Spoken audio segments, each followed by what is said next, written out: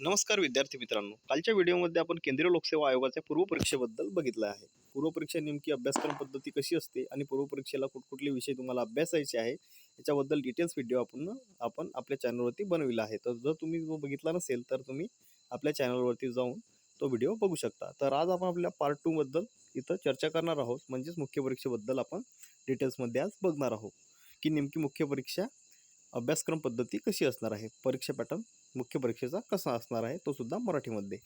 तर शॉर्टमध्ये एकदा पूर्वपरीक्षेचे स्वरूप मी तुम्हाला सांगणार आहे। जर डिटेल्समध्ये तुम्हाला बघायचे असेल तर आपल्या चॅनलवरती जाऊन तुम्ही तो व्हिडिओ पूर्वपरीक्षेचा बघू शकता।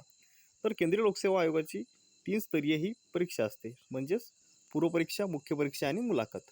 याला आपण प्रिलिम्स, मेन्स आणि इंटरव्ह्यू असे म्हणतो। या 3 स्तरीय परीक्षेमधून तुमची निवडची आहे ती इथं अधिकारी म्हणून होत असते।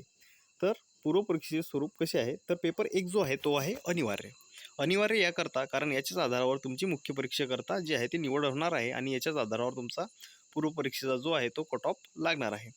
तर पेपर जो 1 आहे तो अनिवार्य आहे आणि पेपर 2 जो आहे तो आपला क्वालिफाय पेपर आहे, ज्याला आपण CSAT म्हणजे सिव्हिल सर्व्हिस ॲप्टिट्यूड टेस्ट असं म्हणतो। हा तुमचा क्वालिफाय पेपर असणार आहे, ज्याच्यामध्ये 33% गुण घेणे अनिवार्य आहे। म्हणजे 200 पैकी 65 मार्क जर तुम्ही घेतले तर तुमचा पेपर 1 जो आहे तो इथं तपासला जाणार आहे आणि पेपर 1च्या आधारावरच तुमची निवड जी आहे ती मुख्य परीक्षेकरता होणार आहे। तर याच्यामध्ये पेपर 1 मध्ये गुण असणार आहे 200, कालावधी असणार आहे 2 तास, मानक दर्जा असणार आहे पदवी, माध्यम असणार आहे मराठी आणि इंग्रजी। तर केंद्रीय लोकसेवा आयोगाच्या परीक्षेमध्ये याचं माध्यम जे आहे ते हिंदी आणि इंग्रजी असणार आहे। तर मराठीमध्ये मी याकरता दिलेलं आहे कारण आपली राज्यसेवेची परीक्षासुद्धा MPSC UPSC बेस आता झालेली आहे। केंद्रीय लोकसेवा आयोगाच्या परीक्षा पद्धतीनुसार आपली महाराष्ट्र लोकसेवा आयोगाची राज्यसेवा परीक्षा 2025 पासून झालेली आहे। तर त्याचं माध्यम मराठी आणि इंग्रजी असणार आहे, म्हणून मी इथं मराठी आणि इंग्रजी केलेलं आहे। तर तुम्ही केंद्रीय लोकसेवा आयोगाची परीक्षा पूर्वपरीक्षा ही फक्त हिंदी आणि इंग्रजीमध्ये देऊ शकता। बाकी तुम्ही मुख्य परीक्षा भारतीय संविधानाच्या 8व्या सूचीनुसार तुम्ही तुमच्या रिजनल लँग्वेजमध्ये देऊ शकता। तर महाराष्ट्रातील उमेदवार सर्व ही परीक्षा मराठीत सुद्धा देऊ शकता। आता पेपराचे स्वरूप जे आहे ते वस्तुनिष्ठ प्रश्न असणार आहे, म्हणजेच मल्टिपल चॉईस क्वेश्चन असणार आहे। 4 ऑप्शन असणार आहे आणि त्याच्यातला एक ऑप्शन तुम्हाला योग्य पर्याय निवडायचा आहे। तर पेपर 2 जो आहे तुमचा क्वालिफाय पेपर आहे, ज्याला CSAT आपण म्हणतो, सिव्हिल सर्व्हिस ॲप्टिट्यूड टेस्ट। गुण असणार आहे 200, कालावधी असणार आहे 2 तास, विषय क्रमांक 1 5 पदवी स्तर, विषय क्रमांक 6 10वी स्तर, विषय क्रमांक 7 10वी 12वी स्तर। माध्यमाचं सुद्धा मराठी आणि इंग्रजी असणार आहे। केंद्रीय लोकसेवा आयोगाकरता UPSC करता याचं माध्यम हिंदी आणि इंग्रजी असणार आहे।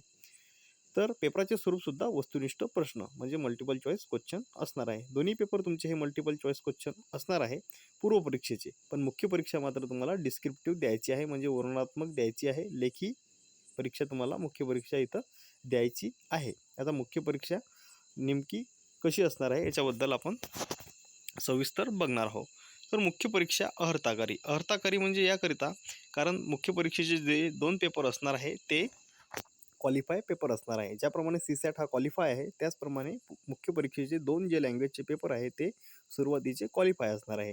म्हणजे जर तुम्ही हे 2 पेपर क्वालिफाय केले तर तुमचे पुढचे 1 ते 7 जे पेपर आहे ज्याच्या आधारावर तुमची निवड होणार आहे ते तपासले जाणार आहे आणि त्याच विषयाचे मार्क पकडून तुमची जी आहे ती लिस्ट इथं लागणार आहे। तर सुरुवातीचे जे लँग्वेजचे पेपर आहे ते तुमचे 300 गुणांचे असणार आहे। 25% गुणांचं अर्थकारी आहे, क्वालिफाय असणार आहे। दुसरा पेपर आहे तुमचा इंग्रजी भाषेचा, त्याचेसुद्धा 300 गुण 25% गुणांचं अर्थकारी, म्हणजे मराठी आणि इंग्रजीचे 2 लँग्वेजचे पेपर तुमचे हे क्वालिफाय पेपर असणार आहे। आता मुख्य परीक्षा गुणवत्ता यादीकरता विचारात घ्यायचे पेपर आणि त्यांचे गुण। आता मुख्य परीक्षाची जी यादी तुमची लागणार आहे गुणवत्तेची, ती या 1 ते 7 या विषयाच्या आधारावर जी आहे ती लागणार आहे। तर पहिला पेपर जो आहे तुमचा निबंधाचा पेपर असणार आहे, जो मराठी इंग्रजी माध्यममध्ये तुम्ही देऊ शकता। हा सुद्धा 250 गुणांचा तुमचा असणार आहे।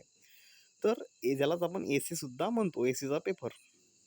तर निबंध तुम्ही मराठी इंग्रजी माध्यममध्ये देऊ शकता। दुसरा पेपर जो आहे तुमचा सामान्य अध्ययन 1 250 गुणांचा असणार आहे। तिसरा पेपर सुद्धा तुमचा सामान्य अध्ययन 2 250 गुणांचा असणार आहे। नंतर असणारा चौथा पेपर तो सुद्धा सामान्य अध्ययन 3 म्हणजे 250 गुण। पाचवा पेपर जो असणार आहे तो सामान्य अध्ययन 4 250 गुण। म्हणजेच तुमचे 4 जे आहेत इथं GSचे पेपर असणार आहे, सामान्य अध्ययनाचे 4 पेपर असणार आहे। एकूण 1000 गुणांकरता तुमचे हे पेपर असणार आहे आणि हे पेपर जे आहे तुमचे अत्यंत महत्त्वाचे पेपर असणार आहे। याच्यामध्ये तुम्हाला कुठकुठले विषय अभ्यासायचे आहे ते तुम्हाला मी सांगतो। सामान्य अध्ययन 1 हा पेपर तुमचा इतिहास आणि भूगोलाशी रिलेटेड असणार आहे। सामान्य अध्ययन 2 हा पेपर तुमचा राज्यशास्त्रच्या आधारावर असणार आहे शॉर्टमध्ये, आणि गव्हर्नन्स. तिसरा जो पेपर आहे तुमचा अर्थशास्त्र, कृषी आणि सायन्स अँड टेकच्या आधारावर असणार आहे. चौथा पेपर जो असणार आहे तुमचा GSचा, तो असणार आहे इथिक्स, म्हणजेच त्याला मराठीत तुम्ही नीतिशास्त्र, हिंदीमध्ये दर्शनशास्त्रसुद्धा असे म्हणू शकता. तर सामान्य अध्यायांचे तुमचे एकूण 4 पेपर असणार आहे, ज्याच्या शॉर्टमध्ये तुम्हाला एक पेपर, जो पहिला जो पेपर आहे तो तुमचा इतिहास भूगोल, दुसरा पेपर तुमचा आहे तो राज्यशास्त्राचा शॉर्टमध्ये, आणि तिसरा जो असणार आहे तुमचा अर्थशास्त्र, कृषी आणि सायन्स टेकचा असणार आहे, आणि चौथा तुमचा हा इथिक्सचा पेपर म्हणजे नीतिशास्त्राचा पेपर असणार आहे. तर याचा डिटेल्स विषयाबद्दल आपण पुढच्या तिसऱ्या पार्टमध्ये बघणार आहोत. तर शॉर्टमध्ये तुमचे पहिला पेपर जो आहे तो एसेचा असणार आहे, निबंधाचा, आणि 4 GSचे तुमचे पेपर असणार आहे. 6वा पेपर जो तुमचा असणार आहे तो वैकल्पिक विषय पेपर क्रमांक 1 म्हणजेच 250 गुणांचा तो असणार आहे, आणि 7वा विषयसुद्धा तुमचा वैकल्पिक विषय पेपर क्रमांक 2 म्हणजे 250 गुणांचा असणार आहे. म्हणजे ऑप्शनलचे तुमचे 2 पेपर इथं राहणार आहे. तर त्या ऑप्शनमध्ये तुम्ही तुमच्या इच्छिक विषयानुसार तुम्ही तो विषय निवडू शकता. त्याच्याबद्दलसुद्धा आपण सविस्तर बोलणार आहोत. तर एकूण तुमचे 7 पेपर इथं मुख्य परीक्षेकरता असणार आहे, ज्याच्याच गुणांच्या आधारावर तुमची निवड जी आहे ती होणार आहे. आणि हेच 1 ते 7 पेपराचे गुण तुमचे इथं पकडले जाणार आहे. सुरुवातीचे 2 जे लँग्वेजचे पेपर असणार आहे ते तुमचे इथं क्वालिफाय पेपर असणार आहे. तर 1 ते 7 तुमचे पेपर लक्षात आलेच असणार आहे, की 1 ते 7 पेपर शॉर्टमध्ये कसे लक्षात ठेवायचे. तर पहिला पेपर सोपी, निबंध आणि 4 GSचे पेपर आणि 2 ऑप्शनलचे पेपर, एकूण 7 पेपर. तर एकूण तुमची 1750 गुणांची ही परीक्षा असणार आहे. आणि नंतर मुलाखतीचे गुण जर याच्यात पकडले 275, तर एकूण गुण तुम्हाला 2025 गुणांची ही मुख्य परीक्षा जी आहे, जी इंटरव्ह्यू आणि मुख्य परीक्षेचे जर गुण पकडले 2025 गुणांची ही सर्व स्टेज तुमची असणार आहे. 2025 गुणांपैकी तुम्हाला जर 1200च्या आतमध्ये मार्क्स असतील तर तुमची निवड इथं 100% होणार आहे. तर मुख्य परीक्षा 1750 आणि मुलाखतीचे गुण 275, एकूण 2025 गुण.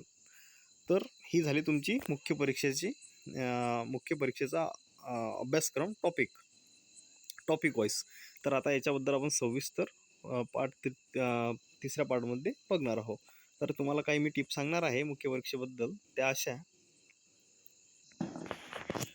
की UPSC पूर्वपरीक्षा, UPSC प्रिलिमिनरी एक्झामिनेशन परीक्षा योजना कशी आहे शॉर्टमध्ये. तर पेपर क्रमांक 1 जो आहे तुमचा इथं अनिवार्य आहे, आणि दुसरा पेपर तुमचा इथं क्वालिफाय आहे. हे आपण यापूर्वी सुद्धा बघितलेलं आहे. तर मुख्य परीक्षा योजना कशी आहे ती सुद्धा आता आपण डिटेल्समध्ये बघणार आहोत.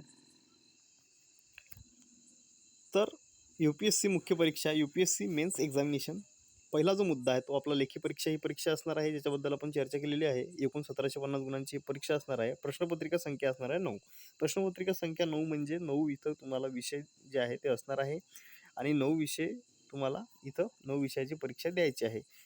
एका दिवशी तुमचे 2 पेपर असणार आहे, पहिल्या शिफ्टमध्ये आणि दुपारच्या शिफ्टमध्ये. तर 9 विषयाची तुम्हाला इथं पेपर जे आहे ते द्यायचे आहे. मुलाखत आणि व्यक्तिमत्व तपासणी 275 गुण, एकूण 2025 गुणांची ही परीक्षा असणार आहे. पेपर क्रमांक 1 जो आहे विषय सांकेतक 1 आणि 2 लँग्वेजचे पेपर आहे. मराठी इंग्रजी गुण 300. मानक दर्जा जो आहे तो मॅट्रिकचा असणार आहे क्वेश्चनचा.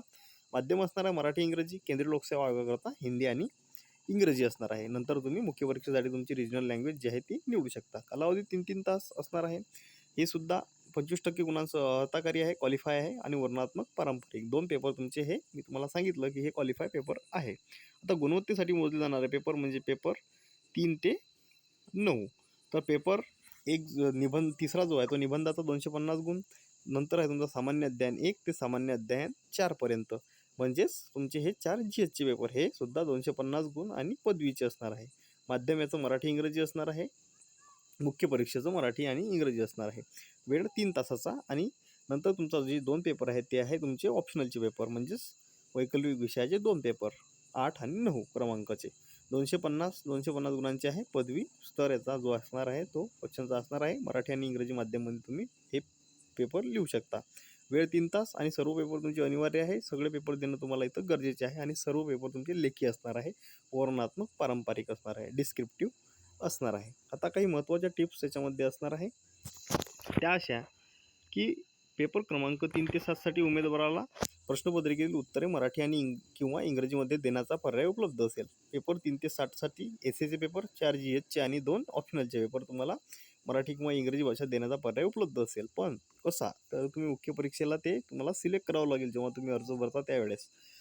वैकल्पिक विषयातील ज्या पेपरसाठी मराठी व इंग्रजी माध्यम नमूद केले असेल त्याच म्हणजेच एकतर मराठी किंवा इंग्रजीतून उत्तर देता येतील आणि ज्या विषयाचे माध्यम मराठी इंग्रजी केले आहे त्या विषयातील उत्तरे केवळ इंग्रजी भाषेतूनच द्यावे लागतील. तर ही बाब इथं महत्त्वाची लक्षात घेणे गरजेचे आहे. आता मुख्य परीक्षेचे ऑनलाईन प्रणालीद्वारे अर्ज भरताना पेपर लिहिण्याचे माध्यम उमेदवाराला निवडावे लागेल आणि याची त्यांनी नोंद घ्यावी. म्हणजे मुख्य परीक्षेचे जे अर्ज तुम्ही भरता त्यावेळेस तुम्हाला इथं 3 माध्यम जे आहे ते नोंद करावं लागेल. तसे त्याच आधारावर तुमचे जे आहे तुम्हाला इथं पेपर्स येणार आहे. आता वरील नियमाचे अनुपालन न केल्यास त्याच्या उत्तरपत्रिकेच्या अनधिकृत माध्यम म्हणून मूल्यमापन करता येणार नाही. जर तुम्ही परीक्षेमध्ये भरताना माध्यम वेगळं निवडलं आणि पेपर वेगळ्या माध्यमामध्ये जर दिले तर तुमचे इथं पेपर जे आहे ते अनधिकृत म्हणून घोषित करण्यात येतील आणि तुमचा रिझल्ट जो आहे तो लागणार नाही. आता प्रश्नपत्रिका मराठी आणि इंग्रजी भाषेत तयार करण्यात येतील. भाषा प्रश्नपत्रिका मराठी साहित्य आणि इंग्रजी म्हणून नमूद केलेल्या माध्यमातून विषय वगळून. आता ज्या पेपरमध्ये इंग्रजी माध्यम आहे, इंग्रजीमध्ये प्रश्न लिहायचे आहे तिथं ते इंग्रजी म्हणूनच येतील. बाकी जे आहे तुमचे मराठी आणि इंग्रजी भाषेत ते पेपर ते आहे ते तयार करण्यात येतील. आता हा झाला आपला मुख्य परीक्षेचा अभ्यासक्रमाची जो आहे तो अभ्यासक्रमाचा पॅटर्न. तर आता आपण पुढच्या व्हिडिओमध्ये मुख्य परीक्षेसाठी कुठकुठले विषय तुम्हाला डिटेल्समध्ये अभ्यासायचे आहे ते आपण सविस्तर बघणार आहोत. कारण एकाच व्हिडिओमध्ये मुख्य परीक्षेचा अभ्यासक्रमाबद्दल सविस्तर बोलणे योग्य होणार नाही, जेणेकरून तुमच्या लक्षात येणार नाही. म्हणून आपला तिसरा पार्ट आपण मुख्य परीक्षेच्या आधारावर बनवणार आहे, ज्याच्यामध्ये आपण सविस्तर GS1मध्ये आणि GS2, GS3 आणि GS4मध्ये कुठले विषय नेमके अभ्यासायचे आहे, टॉपिक कुठले घटक त्याच्यामध्ये समाविष्ट असणार आहे याच्याबद्दल आपण सविस्तर बोलणार आहोत. तोपर्यंत चॅनलवरती नवीन असाल तर चॅनलला सबस्क्राईब करा आणि बेल आयकॉन दाबा, जेणेकरून व्हिडिओ आल्यानंतर तुम्हाला लगेच कळेल. आणि व्हिडिओला शेअर करा. धन्यवाद. थँक्यू. भेटूया पुढील व्हिडिओमध्ये.